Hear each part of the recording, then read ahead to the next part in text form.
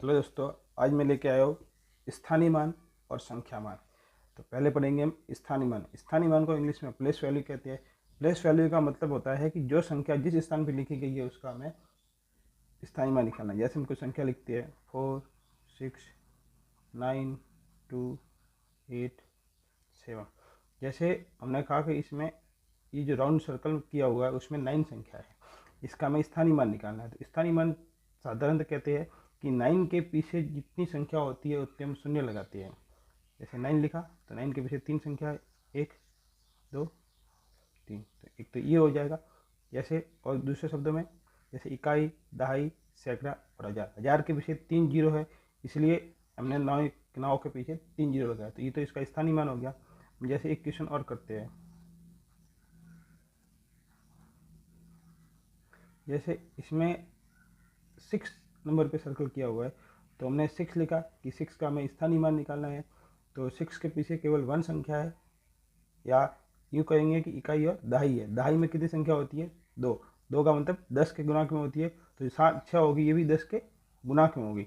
तो ये इसका रहेगा स्थानीय मान। प्लेस वैल्यू जो संख्या होती है उसके पीछे जितनी संख्या होती है उतनी आप शून्य लगा लो, या इकाई, दहाई, सैकड़ा, हज़ार के हिसाब से उसमें जितने शून्य आते हैं उतने आप शून्य लगा लो, तो आपकी हो जाएगी ये स्थानीय मान अर्थात प्लेस वैल्यू।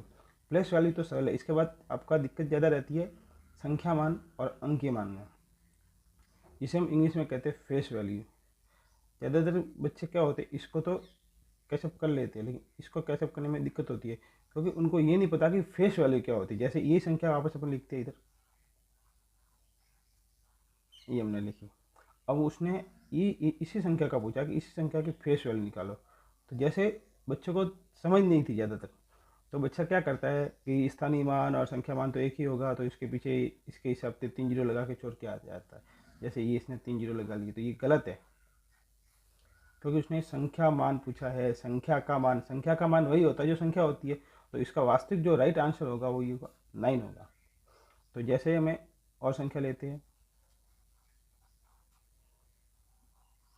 जैसे इसमें 3 का संख्या मान पूछा है, 3 का संख्या मान 3 ही होगा। अर्थात संख्या मान का मतलब होता है जो संख्या लिखी गई है, जिसका जो मान पूछा गया वही संख्या का मान होगा।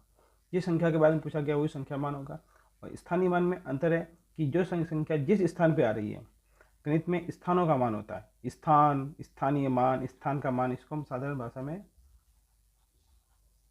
स्थान का मान भी बोल सकते हैं।